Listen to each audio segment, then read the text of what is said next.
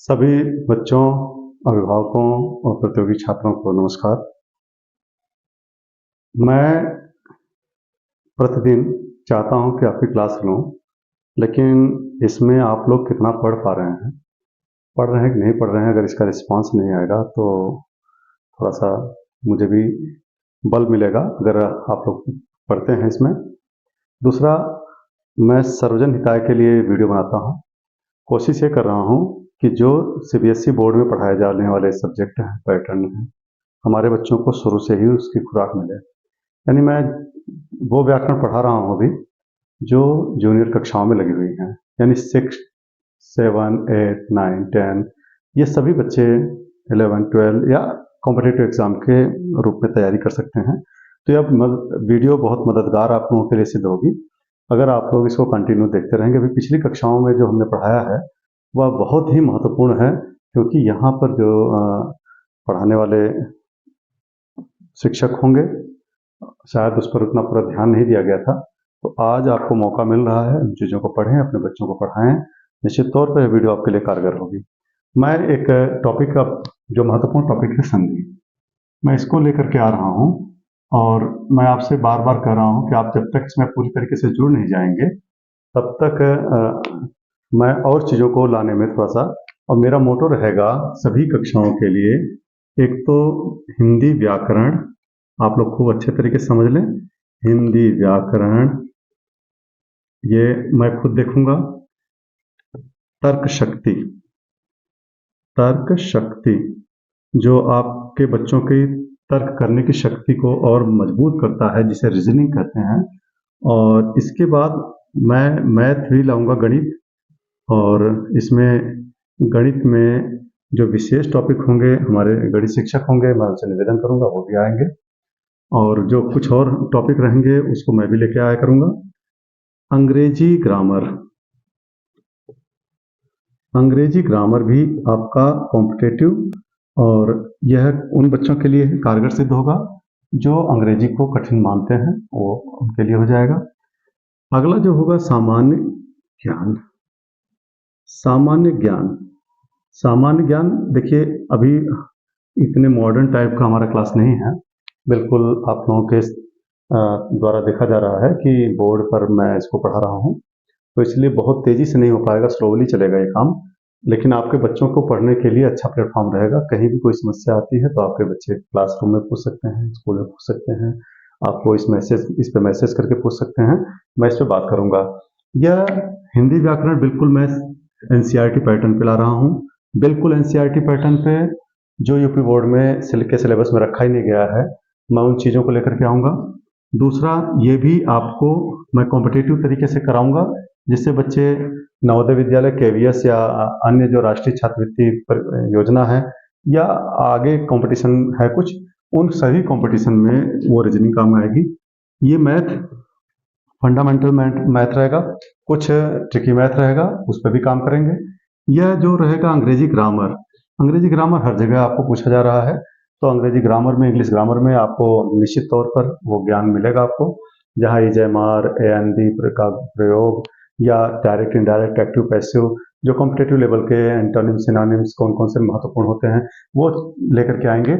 और यहाँ पर आएंगे सामान्य ज्ञान पर, यह हम महत्वपूर्ण ये मैं ही लेके आऊँगा, कोशिश करूँगा।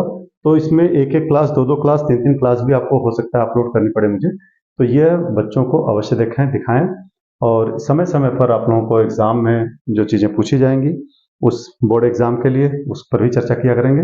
बोर्ड एग्ज़ाम की क्लास लेकर के आऊँगा मैं बहुत जल्दी ही 10वीं और 12वीं बच्चों के लिए, कि आप मैक्सिमम मार्क्स कैसे लेके आएँ, अपने कैसे लिखें, किस तरह की राइटिंग होनी चाहिए, और बहुत सारी बातें हैं जो आपको सावधानी बरतनी है, क्योंकि मूल्यांकन भी हम ही लोग करते हैं। तो मूल्यांकन करते समय हम लोग किन बातों को ध्यान में रखते हैं, उन बातों को अगर बच्चों तक हम पहुंचा सकेंगे तो निश्चित तौर पर बच्चे सावधानियां बरतेंगे और सावधानी बरतने के बाद अच्छे मार्क्स ले आ सकेंगे। कैसे लिखना है, किस पेन का प्रयोग करना है, कहाँ हमें कॉमा, कहाँ अर्धविराम, और कहाँ पर हम इसको हाईलाइट कर सकते हैं, अंडरलाइन कर सकते हैं, इन चीज़ों का प्रयोग अगर हम करेंगे तो निश्चित तौर पर हम आएंगे बोर्ड एग्जाम को लेकर के। उस पर भी एक क्लास हमारी होनी है, बहुत बढ़िया क्लास, तो सबसे पहले अब हम हिंदी व्याकरण को स्टार्ट किए हुए हैं, एक रन अवस्था में आ जाए, सभी बच्चे इसको देखते रहें, वीडियो को फॉरवर्ड करते रहें, लाइक करते रहें, शेयर करते रहें, जिससे अधिकतम लोग इसको करेक्ट क्लास को का फायदा उठा सकें। जिनके घर में बहनें हैं, भाई हैं, वह सब भी इसको देख सकते हैं, कहीं जाने की आवश्यकता नहीं रहेगी। कुछ देखिए धीरे धीरे चलेगा, लेकिन मैं समझता हूँ कि यह सर्वजन हिताय में जो काम चल रहा है, निश्चित तौर पर बच्चों के मानसिक बौद्धिक विकास में यह कारगर सिद्ध होगा, ऐसी मेरी इच्छा है। क्योंकि मैं चाह रहा हूँ कि मैं अपने अनमोल समय से जो कीमती समय है, उन कीमती समय को बच्चों को भी प्रदान करूँ, ये मेरा मोटो रहा है। तो आप आइए बात करते हैं हम संधि विच्छेद। संधि विच्छेद, देखिए संधि पहले क्या होता है, फिर विच्छेद क्या होता है। ऐसे ही मैथमेटिक्स से पढ़ाऊंगा तो बिल्कुल निचले स्तर से लेकर के अब करूंगा। तो पहले तो संधि आप समझ लीजिए कि दो वर्णों का परस्पर मेल संधि होता है।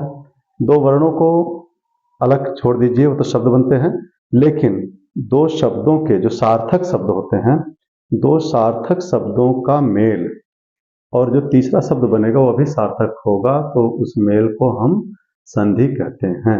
लेकिन विच्छेद क्या होता है, उनको एक शब्द को हम दो सार्थक शब्दों में विच्छेद कर दें, वह विच्छेद होता है।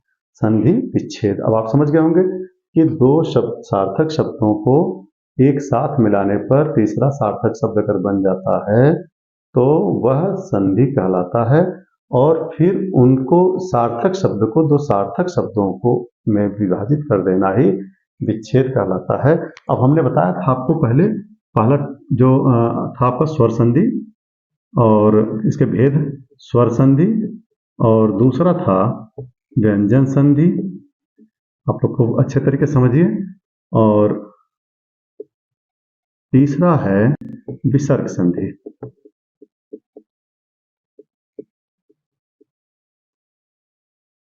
कुछ बच्चे कहते हैं कि सर बहुत टफ है, हमारी समझ में नहीं आता।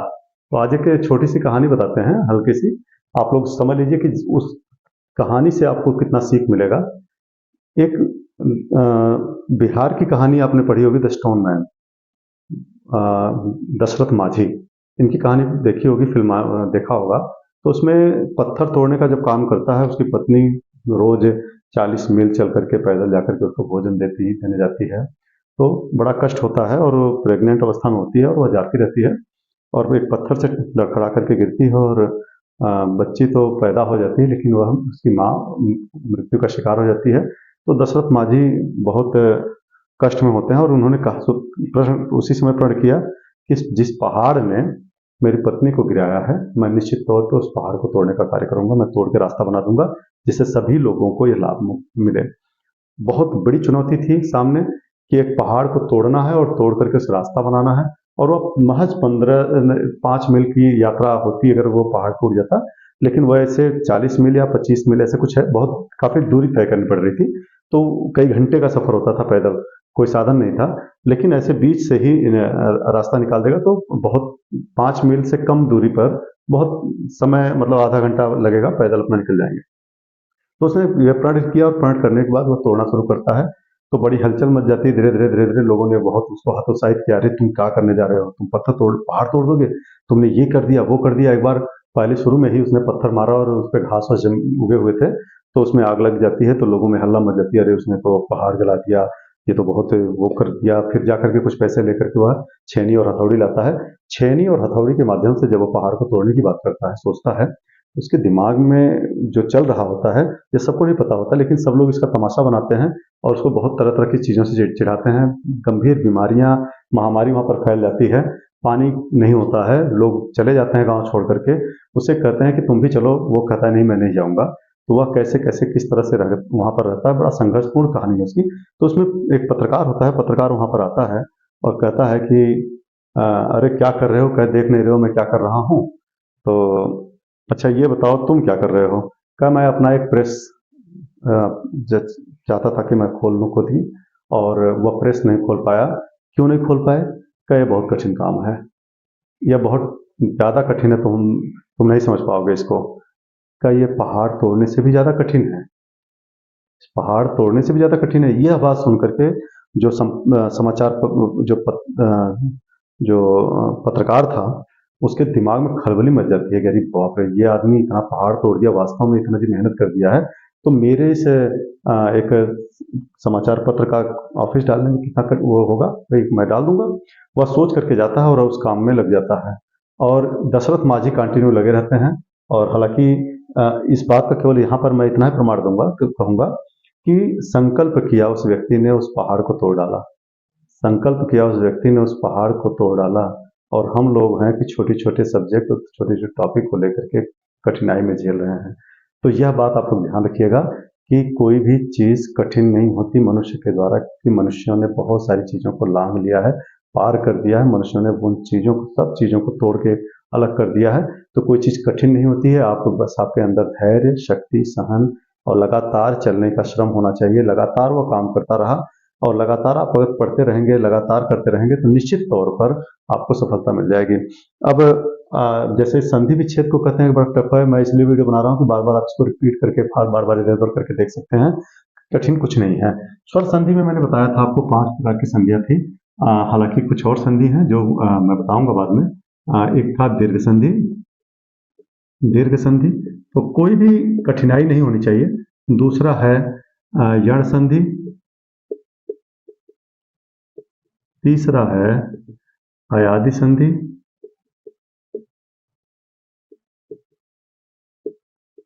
चौथा है वृद्धि संधि। पांचवा है गुण संधि। मैं एक बार शुरू में लेके आया था एक छोटी सी वीडियो कि शॉर्ट वीडियो था वो, कि दीर्घ संधि के सूत्र कौन कौन से हैं, यण संधि के सूत्र कौन है, अयादि के कौन है, वृद्धि के कौन है, गुण के। तो दीर्घ संधि के सूत्र हैं अकः सवर्णे दीर्घ, अकः सवर्णे दीर्घ। बहुत कठिन नहीं है, आप इस बात को याद रखिए। अकः सवर्णे दीर्घ, अकः सवर्णे दीर्घ। यण संधि है, इनका सूत्र है इको यणचि। जब भी कंपटीशन में पूछा जाता है तो यह पूछ लेता है कि यह किसका सूत्र है, कौन सी संधि का सूत्र है, इको यणचि। तो एक तो आप इनके मायने क्या होते हैं, कैसे संधि का प्रयोग किया जाता है, सूत्रों में ही सब कुछ है। एचो अयवायावः, एचो यवायावः, एचो यवायावः। और ये एचो यवायावः, ये देखो ये अवग्रह है, इसे हम कहते हैं अवग्रह। क्या कहते हैं, अवग्रह। खंडाकार अ कह सकते हैं इसको, क्या कहते हैं, खंडाकार अ।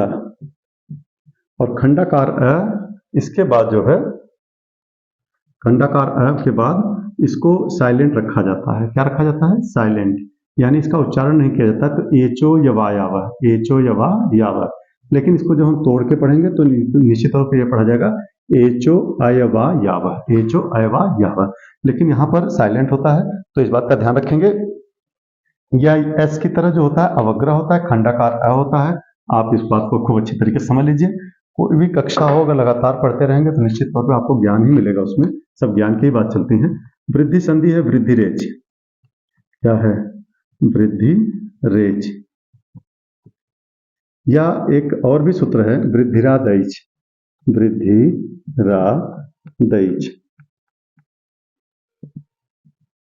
वृद्धिरादैच या वृद्धिरेच, वृद्धिरेच वृद्धिरादैच। गुण संधि में आद गुण, आद गुण या अदें गुण, अदें गुण,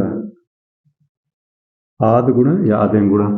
देखिए स्लाइड नहीं है कि मैं ऐसे स्लाइड ऐसे इस तरह से कर दूं और सीधे इस पर सब लिखा हुआ प्रिंट आउट है और मैं उस पर बात करूं कि देखिए इस तरह से ऐसे होता है और मैं उंगली से। एक समय आएगा जब ये भी काम होगा, लेकिन बिना आप लोगों के सहयोग का नहीं हो पाएगा। क्योंकि अगर आप लोग मनोबल हमारा बढ़ाएंगे, मनोबल बढ़ाएंगे, तो निश्चित तौर पर यह कार्य भी संपन्न हो पाएगा।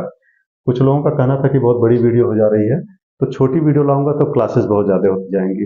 तो मैं चाहूंगा कि आप लोग बड़ी वीडियो है तो बड़ी टाइम पर देखते रहें। पहली संधि लेकर के आता हूँ, अकः सवर्ण दीर्घ, इको यणचि, एचो अयवायावः, वृद्धि रेच या वृद्धिरादैच, आद गुण अदें गुण। उम्मीद करता हूँ सबको याद हो गया होगा। अकः सवर्ण दीर्घ, इको यणचि, है ना, इको यणचि, और इसके बाद एचो अयवायावः, वृद्धिरादैच या वृद्धि रेचि, आद गुण अदें गुण। यह आपको याद हो चुका होगा। फिर आएगा पूर्व रूप संधि और पर रूप संधि, इसको बाद में हम चर्चा करेंगे। एक और आता है पूर्व रूप संधि, पूर्व रूप संधि, और एक आता है पर रूप।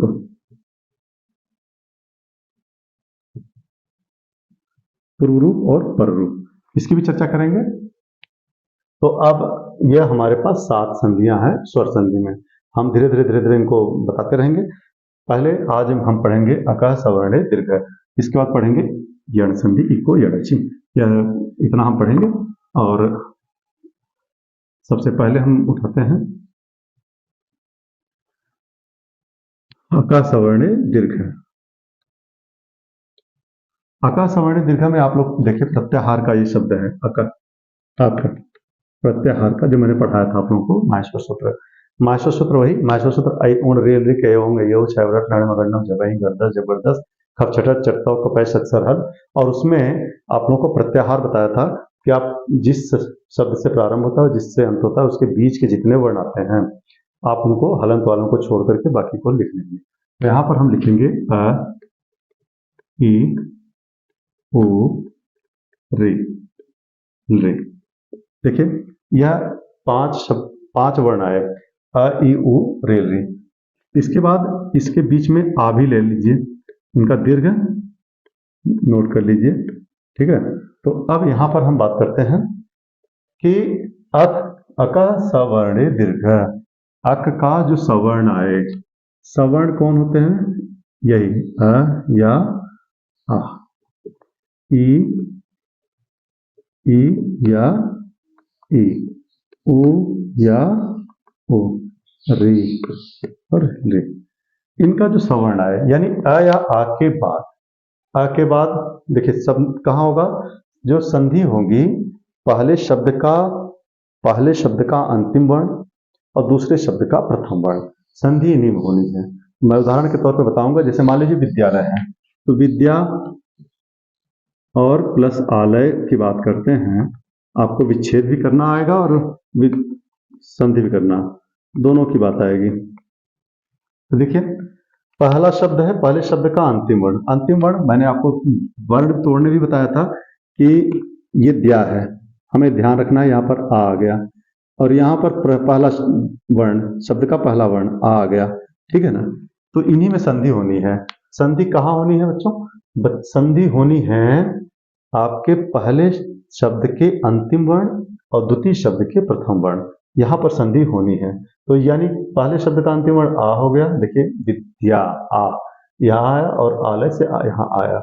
और इन्हीं की बात हम कर रहे हैं कि अ या आ के बाद अगर अ या आ आता है, कोई सा वर्ण इनमें से आ जाता है, ये इनमें से कोई भी वर्ण आ जाता है, तो आ के बाद चाहे आए चाहे आए, आ के बाद चाहे आए चाहे आ के बाद आए, कोई भी अगर आ जाता है तो उनका हम आ करते हैं। क्या करते हैं? उन दोनों के स्थान पर आ कर देते हैं।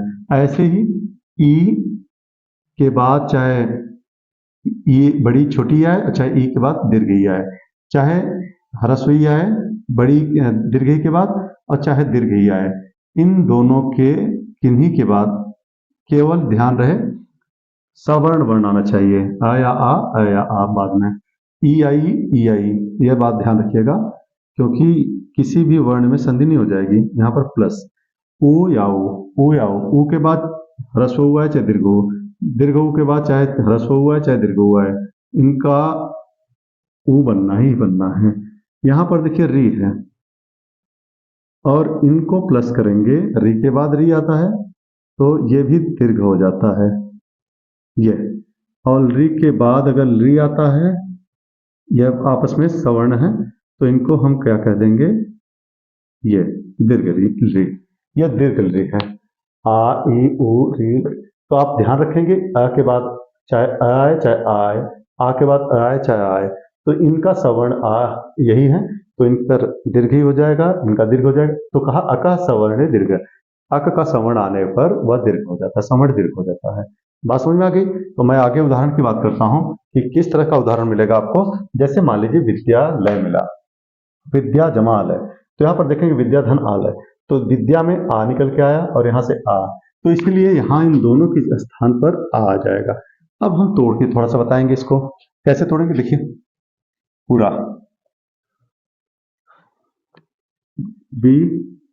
विद्यालय, तो इसको तोड़ेंगे तो ब ई द य आ ल अ य अ। अब हमने पूरा तोड़ दिया। अब देखिए यहाँ इसमें आया है दीर्घ आ, देखिए आ आया हुआ है, बस यही ध्यान रखना है। हम इसी पे प्लस कर देंगे। अब हमें विद्यालय आया है ना, तो इनको हम संधि, इसको विच्छेद करना है विद्यालय को। यह एक शब्द है, इसको विच्छेदित करना है दो सार्थक शब्दों में। हमने इसको प्लस कर दिया। आ कहां से हो सकता है, अब देखना, पहले इनको कंप्लीट कर लो। एक स्पेस इधर खाली कर दो, एक स्पेस इधर खाली कर दो। इसके बाद इसको पूरा लिख दो। लय हो गया, ल अ य अ, इधर हो गया। व में ई लगा दिया तो वी हो गया। द्या ए, अभी इसमें पूरा पता नहीं है क्या स्वर मिलेगा। इसके पहले अगर हम अ रखते हैं, अब आप देखिएगा, अगर अ रखते हैं तो विद्य हो जाएगा, जबकि कोई सार्थक शब्द नहीं बनता। अब यहां पर अगर आ कर देते हैं तो विद्या हो जाएगा, ठीक है। यहां पर अगर हम अ रखते हैं, अलय हो जाएगा, सार्थक शब्द नहीं है। यहां पर आ कर देते हैं तो आलय हो जाएगा। अब देखिए संधि क्या बनी इसकी, विच्छेद क्या हुआ, विद्या। अब देखो दोनों में हलंत लगा हुआ है, इसलिए आराम से विद्या धन आलय। समझ में आ गया होगा। ऐसे ही ग्रामालय, ग्रामालय। अब देखिए ग्रामालय है तो ग र आ म अ आ है, ल अ य अ। आपने देख लिया इसको कि यह सब टूट गया, वर्ण वर्ण विच्छेद हो गया। वर्ण विच्छेद में आपने देखा यहां पर, क्योंकि सार्थक शब्द, अब आप कहेंगे यहां भी हो सकता था, यहां नहीं हो सकता, क्योंकि यहां पर सार्थक बन नहीं रहा। तो यहां पर हमने देखा और यहीं पर हमने प्लस लगा दिया, एक स्पेस यहां दिया, एक स्पेस यहां दे दिया। हमने इनको इकट्ठा किया, क्या बन गया, लय। क्या बना, लय। यहां पर क्या मिला, यहां पर मिल गया ग्रह। अब देखिए ग्रा है तो ग्रा पूरा आ गया, माँ पे हलंत है। अब देखिए बच्चों यहां पर म है, अगर हम इसको आ आया है तो दो ही वर्ण हो सकते हैं, या तो अ के बाद आ जाए, या अ के बाद अ आए, या आ आए या अ आए। तो इसमें हम अ मिलाते हैं तो बनता है ग्राम। तो ग्राम तो सही है, तो इसका मतलब अ आएगा। यहां पर अ लगाते हैं तो अलय हो जाएगा, इसलिए हम अलय न लगा के आ लगाएंगे। तो यहां बन गया ग्राम और यहां पर हो गया आलय। ठीक, ऐसे ही होता है देवालय। देवालय, अब देखिए देवालय में द ए व आ ल अ य अ। देखिए यहां पर अब आप आ गए, यहां पर आए और यहां पर हमने प्लस लगाया, एक स्पेस यहां एक स्पेस यहां देकर के लय कर दिया, और यहां पर दे व पे हलंत है तो हलंत कर लिया। अब हम देखो, अगर हम देव, यहां पर आ है तो आ लाएंगे तो देव, आ लाएंगे तो देवा, तो आ जाएगा, तो ये आ गया और यहां पर आ जाएगा अलय है आलय। तो ये देव धन आलय, तो यह आपको मिल गया पूरी तरीके से देवालय, ग्रामालय। तो आपने देखा विद्यालय, देवालय, सुरालय अगर करते हैं, सुरालय, तो इसमें देखिए सुर आलय, सुर आलय। आप देखेंगे सुर आलय, यहां पर आप जब तोड़ेंगे स उ र आ ल अ य अ, आपने देख लिया यहाँ पर दीर्घ है, यहाँ पर आपने तुरंत ही विच्छेद किया। यहाँ पर लय को ऐसे लिख दिया, एक स्पेस दिया ही है। यहाँ पर सु और र पे हलंत कर दिया है, एक स्पेस यहाँ दिया है। अगर हम अ लगाते हैं तो सुर होगा, आ लगाते हैं तो सुरा। तो यहाँ अ लगाएंगे, क्या लगाएंगे, सुर। तो सुर, और यहाँ पर आलय तो आप जानते ही हैं, आलय से परिचित हो चुके हैं, तो सुरालय। तो ऐसे ही ग्रामालय अगर आता है तो लय आपने देख लिया, ग्राम धन आलय, ठीक है ना। इसी प्रकार से आपने जब देखा कि कविंद्र, कविंद्र की बात करते हैं, देखिए लिखा हुआ है कविंद्र। अब इसको बहुत अच्छे तरीके से क्या क्या आपको ह्रस्व लिखना है, क्या क्या दीर्घ लिखना है, इस बात को ध्यान रखें। जैसे कवि है, रवि है, छवि है, ठीक है, और इंद्र है, अब ईश है, ठीक है। यह सब किसमें है, इक्षा है, और इच्छा है, यहाँ इच्छा और इच्छा, और यहाँ जो है ऊर्मि है, ऊर्मि, ध्यान रखिए, ऊष्मा, ऊर्जा। यह आपको ऐसे शब्दों को ध्यान में रखना है। साधु है, साधु, और ऐसे लिखोगे साधु दया हो जाएगा, साधु दया। तो इसको इस मत समझिएगा, यहाँ पर साधु। तो इस तरह के जो शब्द हैं, सिंधु है, सिंधु है, वधु है, आपको क्या करना है, जैसे सिंधु, आपको सिंधु लिखना है, आपने लिख दिया। अब वधु लिखना है, वधु, ठीक है ना। वधु आपने दीर्घ ऊ में देखा। ऐसे ही नारी है, सती है, योगी है, नारी, सती, योगी। आपको कहाँ दीर्घ ई का प्रयोग करना है, कहाँ दीर्घ ऊ को प्रयोग करना है, आप अच्छे तरीके से जानते हैं। भू है, आप बड़ा ऊ लगाएंगे भू में, ठीक है। लघु है, आप ह्रस्व लगाएंगे, और इसके बाद सु है, आप उसमें छोटा ऊ ह्रस्व ऊ लगाएंगे।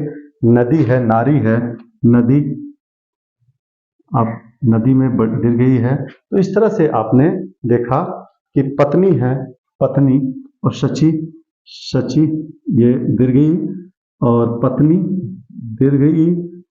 ये जरूर आप ध्यान रखें कि ऐसे शब्दों को हमें याद रखना है कि इसको कैसे लिखा जाता है, क्योंकि ये सार्थक शब्द हैं। अगर इनको हम सही से नहीं लिख पाएंगे तो निश्चित तौर पे हमारी संधि गलत हो जाएगी। अब इनका प्रयोग करते हुए देखते हैं हम, जो प्रयोग है इनका प्रयोग कैसे किस तरह से होना है, तो इसको भी ध्यान रखेंगे। देखिए, जैसे मान लीजिए आपको है कपीश, हाँ पहले कविंद्र चल रहा था, तो यहां पर देखा आपने क व ई न द र अ। अब हम इसको पूरा लिख देंगे इंद्रा करके, ऐसे इंद्रा। यहाँ पर प्लस कर दिया, ये दीर्घ है, यहाँ एक स्पेस दिया, एक स्पेस यहाँ दिया, क व पे हलंत है। अब कभी आपने आपको बताया था छोटी, तो यहाँ पर छोटी दीर्घ ई आ गया, और यहाँ पर छोटी ई इसमें आ गया, तो बन जाएगा कवि धन इंद्र, कवि धन इंद्र, कविंद्र हो गया। रवि धन इंद्र, रवि, रविंद्र, देखिए रविंद्र, तो रवि ह्रस्वी, और ह्रस्वी यहाँ रवि धन इंद्र। कपीश, कपि, कपि धन ईश। आपको अच्छी तरीके से समझ पा रहे हैं। जैसे मैंने वर्णों को तोड़ा, और वर्णों को तोड़ करके फिर देखा आपने, भूर्जा, भूर्जा, तो भू मां ऊर्जा, है ना, भूर्जा, भूर्जा, तो भू जमा ऊर्जा। आपने देखा भानुदय, भानुदय, भानुदय, आपने भानुदय देखा, देखो दीर्घ ऊ है, तो आप इसको कर सकते हैं भानु, ठीक है, ये भानु ऐसे लिखा जाएगा, और उदय में भी छोटा ऊ रहेगा, उदय, ठीक है। तो भानुदय, भानुदय हो गया। लघुर्मी, लघु जमा उर्मी, लघुर्मी, देखिए लघुर्मी, ये है लघु जमा उर्मी या धन उर्मी, ठीक है ना। तो ये इसमें लघु में छोटा ऊ होता है, उर्मी में बड़ा ऊ होता है। ऐसे नारीश्वर, नारीश्वर जब लिखते हैं तो हम लिखेंगे ऐसे नारीश्वर, नारीश्वर लिखेंगे, लेकिन इसको नारी और ईश्वर में बड़ी होती है, ये ध्यान रखेंगे, ठीक है। कपीश जैसे लिखा था, कपीश में कहाँ है कपीश, हाँ देखिए आपको ईश बड़ी आई थी, ठीक है ना। वधूर्मी, वधु जमा उर्मी, वधूर्मी, वधूर्मी, आपने देखा व ध, ठीक है ना, वधु, दीर्घ हुआ है, वधु जमा उर्मी। एक बात का ध्यान रखिएगा, ऑप्शन में जब भी पूछा जाएगा, जैसे वधु को हम ऑप्शन में विकल्प में देगा तो ऐसे कर देगा, ये वधु, और एक ऐसे कर देगा, ठीक है। पूछ दिया एक ऑप्शन तो ये दे दिया, दूसरा ऑप्शन दे देगा वधु उर्मी, हाँ छोटा हो, और एक दे देगा, मान लीजिए जो क्रिटिकल प्रश्न पूछते हैं, तीसरा विकल्प दे देगा वधु उर्मी, ठीक है। चौथा ऑप्शन देगा वधु जमा उर्मी। देखिए आप कितना क्रिटिकल है, क्योंकि पेपर का स्वरूप टफ होता जाएगा, आपको पता ही नहीं कि वधु में छोटा हुआ आएगा कि बड़ा हुआ आएगा, यहाँ पर दीर्घ हुआ आएगा कि ह्रस्व हुआ आएगा। आपने यहाँ देखा, और यहाँ पर दीर्घ हु, यहाँ पर ह्रस्व हु है, यहाँ कौन सा ह्रस्व हु, केवल ह्रस्व हु है। तो आपने यहाँ देखा, यहाँ पर देखा ह्रस्व हु, यहाँ दीर्घ हु, यहाँ पर दीर्घ हु और दीर्घ हु। तो आपको ध्यान रखना है कि वधु में हमेशा दीर्घ उ आता है और उर्मी में भी हमेशा दीर्घ उ आता है। तो इस बात का पूरा ध्यान रखिए, नहीं तो आप आंसर गलत करके आ जाएंगे। तो इसी प्रकार से जैसे भानु है तो भानु में छोटा उ आएगा, ऐसे हरि है हरि, तो हरि आप कहते हैं हरीश, हरि ये शब्द है आपका हरि। अगर हम इसे कहेंगे हरीशा, तो हरीशा तो हम ऐसे कर देंगे हरीशा, लेकिन जब हम लिखेंगे तो हरि जमा ईशा, ठीक है ना। तो हरीशा तो दीर्घ में आ जाएगा, लेकिन जब इसको तोड़ के हम लिखेंगे, विच्छेद करेंगे, तो हरि जमा ईशा। तो इसका कहाँ दीर्घ होना है, कहाँ ह्रस्व होना है। मान लीजिए पत्नी इच्छा अगर आया, पत्नी इच्छा, देखिए पत्नी छा, तो ये बन जाएगा पत्नी, पत्नी और जमा सॉरी छोटा उ रहेगा, इच्छा में छोटी, इच्छा पत्नी छा, क्योंकि इसमें छोटी रहेगी, ठीक है ना। पत्नी इच्छा, इष्ट में छोटी, इष्ट में छोटी, इष्ट, देखिए ये ईश में आपको बता ही रखा है ईश, ठीक है ना। तो ये वेरी इंपॉर्टेंट ऐसे, ठीक है ना। तो ये इंपॉर्टेंट, ये देखिए जो ये बताया मैंने आपको, क्या हो जाएगा वधु, देखिए यहाँ पर लिखा है वधु जमा उर्मी। तो विकल्प के रूप में ऐसे एक छोटा एक बड़ा, एक छोटा एक बड़ा करके दे दिया। अगर आपको नहीं मालूम है तो आप बड़ी समस्या में आ जाएंगे। तो आज इसमें हमने दीर्घ संधि आपको बताया। अब दीर्घ के बाद हम आते हैं यण संधि। अब यण संधि इसमें से प्रश्न पूछते हैं, दीर्घ में से ही प्रश्न पूछा जाता है हर कंपटीशन में, चाहे बोर्ड एग्जाम हो, चाहे होम एग्जाम हो, चाहे आपकी कॉम्पिटेटिव एग्जाम हो, सभी एग्जाम में सभी परीक्षार्थियों के लिए बहुत इंपॉर्टेंट होता है। आते हैं यण संधि पर। यण संधि, यण संधि में इको यणचि, यह सूत्र है इको यणचि। और इको यणचि में आप देखें, जो यह सूत्र है यह अपने आप में सूत्र वेरी इंपॉर्टेंट सूत्र है।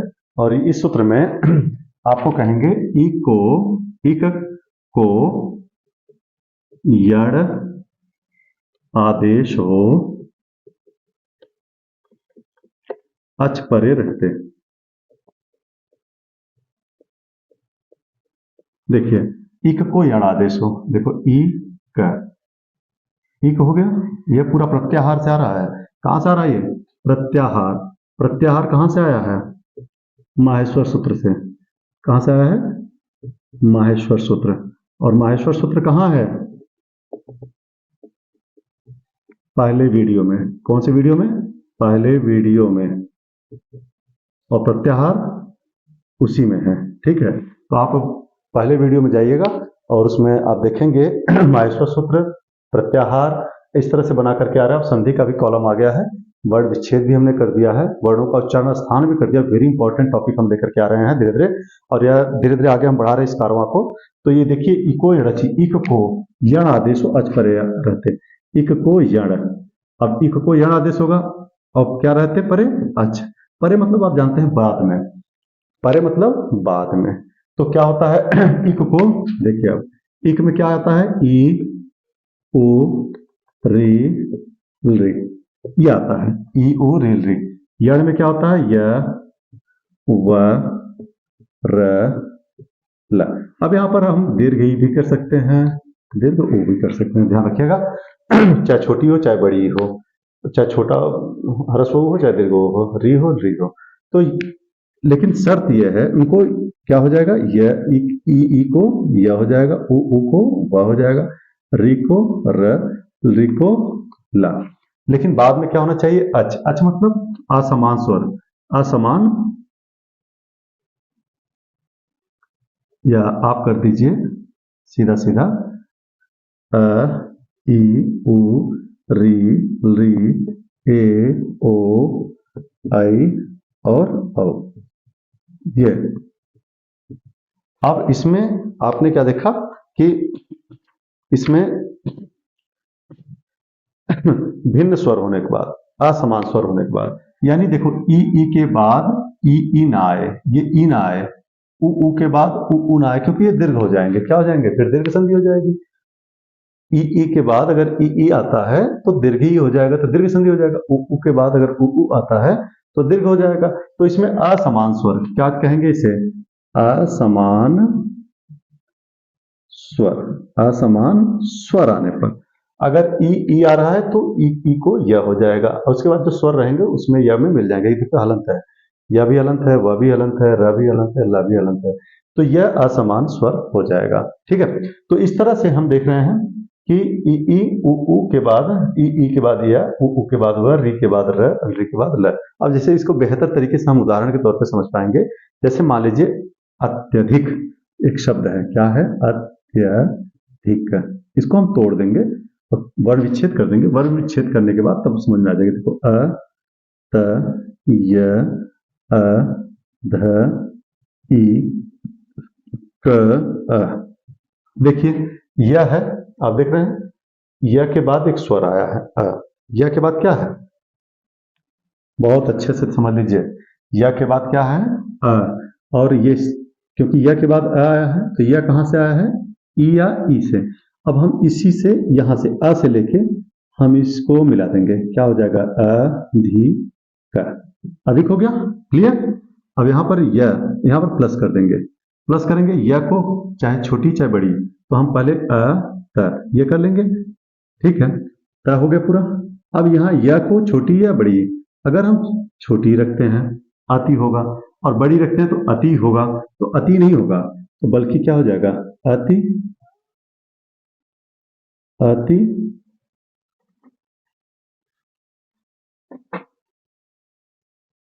अति और अधिक।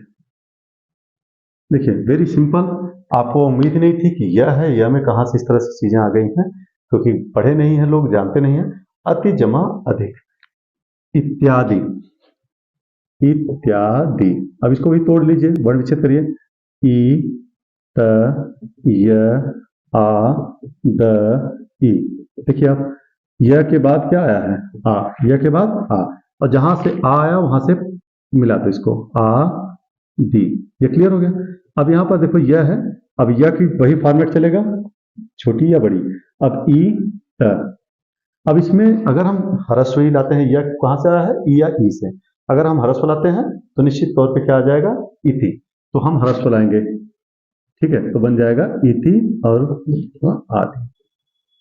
ठीक है, अब हम दूसरा उदाहरण लेकर के आते हैं। कौन सा उदाहरण है? मान लीजिए अत्यंत, तो अति जमा अंत, अति जमा अंत। तो इसके बाद जो है प्रत्यंचा, प्रति जमा अंचा, प्रत्यंचा, प्रति जमा अंचा। देखिए प्रत्यंचा ये शब्द है, प्रत्यंचा। तो प्रत्यंचा में देखिए प्र या प लिखिए, फिर र, अ, त, य, अन, च, आ। अब देखिए, अब यहां पर य के बाद अंग आ गया, तो ये अंचा यहां पर लगा दीजिए। क्या लगा देंगे? अंचा।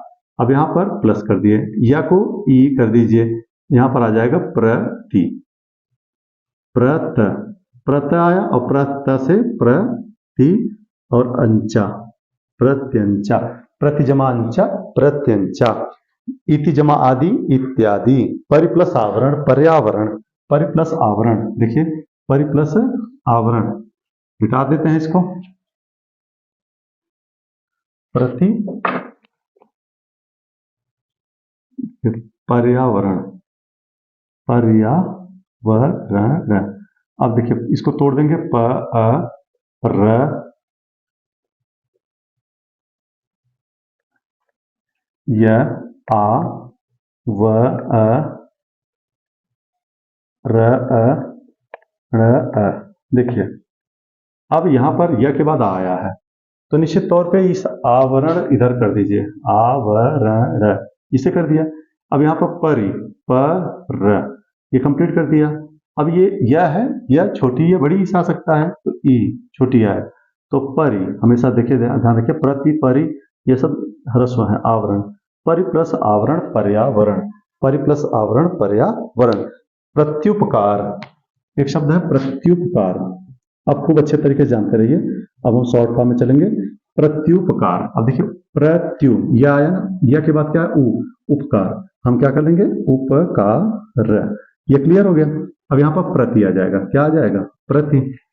ऐसे ही आप करिए अत्याचार, अत्याचार, अत्याचार करेंगे। देखिए यहाँ पर यह के बाद क्या आया है आचार, तो कर लेंगे आचार, और यहाँ पर प्लस क्या हो जाएगा अति, अति आचार, अत्याचार। ऐसे ही स्वागत, स्वागत हम बात करेंगे ऊपर चलेंगे, जहां पर अभ्युदय है, अभ्युदय, अभ्युदय देखो अभ्युदय, अभी आइए इस पर अभ्युदय, अभी प्लस देखिए उदय, देख रहे हैं आप, तो उदय कैसे लिखेंगे उदय, और अभी छोटी आ जाएगी अभी, तो अभी जमा उदय, अभी धन उदय, अभ्युदय। खूब अच्छे तरीके से जानिए आप, बढ़िया तरीके से। इसके बाद आ जाएगा अन्विति, पहले आप करिए स्वागत, स्वागत में आ जाएंगे हम, स्वागत,